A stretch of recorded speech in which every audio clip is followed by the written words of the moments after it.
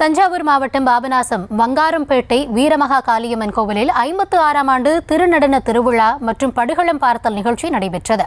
அது குறித்த காட்சிகள்.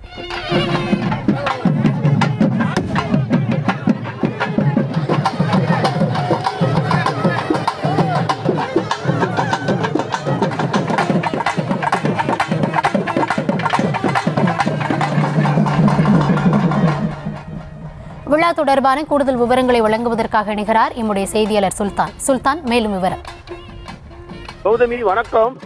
தஞ்சாவூர் மாவட்டத்தில் பாபநாசம் அருகே வங்காரம்பேட்டை 108 சுவாய பகுதியில் அமைந்துள்ள வீரமகா காளியம்மன் கோயிலில் 56ஆம் ஆண்டு திருநட திருவிழா மற்றும் படுகளம் பார்த்த நிகழ்ச்சி விமர்சையாக நடைபெற்று வருகிறது.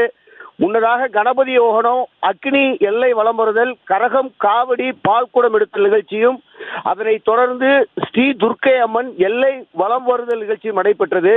திருவிழாவின் முக்கிய நிகழ்வாக வீரமகா காளியம்மன் படுகளம் பார்த்த நிகழ்ச்சி கோயில் அருகிலுள்ள மைதானத்தில் வெகு விமர்சையாக நடைபெற்றது.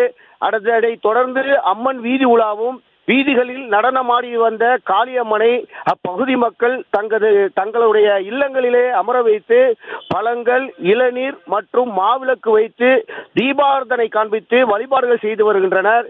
இதில் பாபநாசம் சுற்றுவட்டார பகுதிகளிலிருந்து சுமார் 1000க்கும் மேற்பட்ட பக்தர்கள் கலந்து கொண்டு தற்போது சாமி தரிசனம் செய்து வருகின்றனர். கௌதமி,